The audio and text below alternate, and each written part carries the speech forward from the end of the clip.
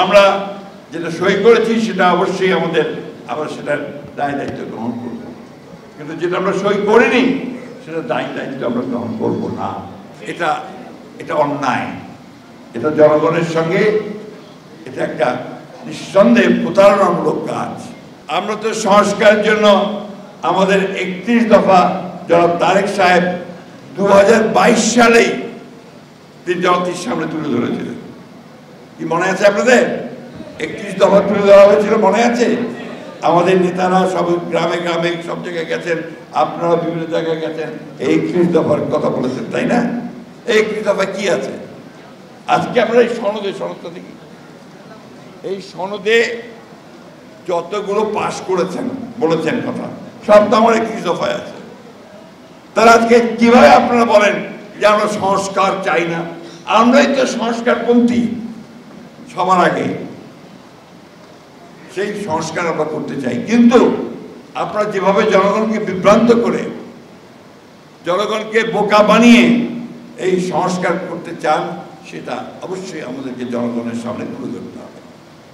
এই যে সনদ আমরা পাশ করেছি, আপনাদের মনে আছে পার্লামেন্টের সামনে বৃষ্টি হচ্ছিল, ছাতা ধরে পাশ করেছি, সই করেছি না?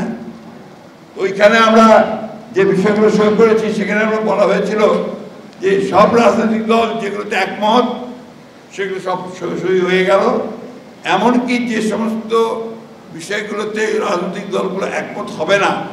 ইউনিভার্সাল কার্ডিয়াক হসপিটাল, আপনার হৃদয়ের আরো কাছে। তারা আপত্তি দেবে, সেটাকে বলা হয় নোট অফ ডিসেন্ট। সেই নোট অফ ডিসেন্ট লিপিবদ্ধ করা হবে এবং সেটা এখানে রাখা হবে, সনদে রাখা হবে, রাখা হয়েছে, এটা তো আমরা সই করেছি। আর এখন ওনারা যেটা উত্থাপন করলেন প্রধান উপদেষ্টার কাছে, সেখানে ওই নোট অফ ডিসেন্টের কোনো কথাই নাই। আমাদের এই কথাগুলো বেমালো অনুভবে চলে গেছে, তারা আবার নতুন করে কিছু কিছু ওখানে নিয়ে এসছে। এটা অন্যায়, এটা জনগণের সঙ্গে এটা একটা নিঃসন্দেহে প্রতারণামূলক কাজ।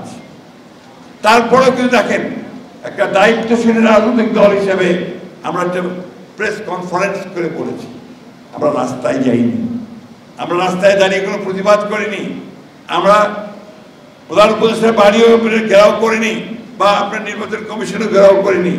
একটি রাজনৈতিক দল তারা একটা জোট বানিয়ে আবার সেটা করছে, তারা বিভিন্নভাবে আপনার এই সরকারকে তারা বাধ্য করতে চায় যে তাদের কথাটাই শুনতে হবে। আমাদের কথা খুব পরিষ্কার, আমরা যেটা সই করেছি সেটা অবশ্যই আমাদের আবার সেটার দায় দায়িত্ব গ্রহণ করব, কিন্তু যেটা আমরা সই করিনি সেটা দায় দায়িত্ব আমরা গ্রহণ করব না।